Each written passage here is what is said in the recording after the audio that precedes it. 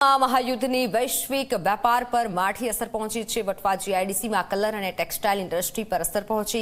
કંપનીમાં સપ્લાય થતા ગેસમાં પ્રતિ દિવસ ઘટાડો થઈ રહ્યો છે। ગેસમાં પ્રતિ દિવસ ઘટાડો થતા વેપારીઓ ચિંતામાં છે। ગેસના વધુ વપરાશ પર કંપનીને ચૂકવવો પડે છે વધુ ચાર્જ ચૂકવવાથી વેપારીઓના બજેટને પણ સીધી અસર થાય છે। નવા નિયમ પ્રમાણે લાખોનું બિલ હાલ 7 લાખ પર પહોંચે છે। 250 જેટલા યુનિટને નવા નિયમોથી માઠી અસર થઈ છે।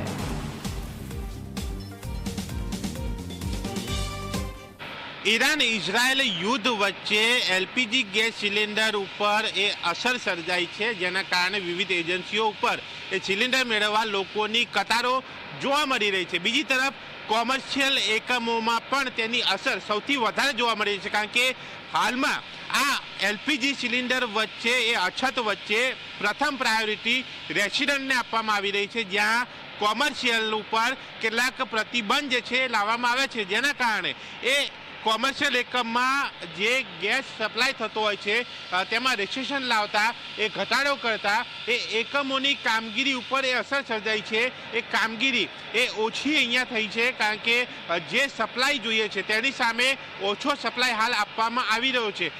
એ કેમિકલ જે ટેક્સટાઇલ કલર આ કંપની છે, ત્યાં હું છું વટવા જીઆઈડીસીની અંદર ફેઝ 2માં અવની જે ડાયકેમ કંપની જે છે ત્યાંના દ્રશ્યો જોઈ શકાય છે કે જેની અંદર એ કેમિકલને એ સૂકવવા માટે એ ગેસનો ઉપયોગ એ બોઇલરની અંદર જ્યારે થતો હોય છે, એ સપ્લાયની અંદર 40% જેટલો ઘટાડો પ્રતિ દિવસ કરવામાં આવ્યો છે, જેને લઈને સીધી અસર એ 50% જેટલા બિઝનેસ કાપ ઉપર થઈ છે।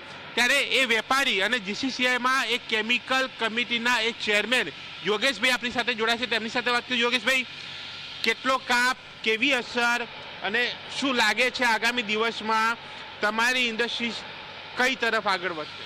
અમારી ઇન્ડસ્ટ્રીમાં અત્યારે 40% ગેસનો કાપ મૂકવામાં આવેલો છે। એનાથી ઇન્ડસ્ટ્રી જે છે 50%થી ઓછામાં ચાલે એવી છે, અને પર ડેમાં જે કાપ મૂકવામાં આવ્યો છે એ ખોટી રીતે મૂકવામાં આવ્યો છે, કારણ કે અમારી કેમિકલ ઇન્ડસ્ટ્રીમાં જે પ્રક્રિયા હોય એ સંપૂર્ણ થવામાં ટાઈમ લાગતો હોય છે, એટલે અમે એને અધૂરી મૂકી શકાય નહીં। એટલે મેં તમને હમણાં બિલિંગ બતાવ્યું કે અત્યારે જેટલો ગેસ વધારે ઉપયોગ થાય છે એના ઉપર 120 રૂપીસ પર એના ઉપર ચાર્જ લાગી રહ્યા છે। આમ 60 રૂપિયાનો રેગ્યુલર ચાર્જ છે, 60ની જગ્યાએ 120। મેં તમને બતાવ્યું કે 4 લાખનું બિલ છે, એની સામે 1 થી 9 તારીખમાં 3 લાખનો બીજો વધારાનો આવ્યો છે।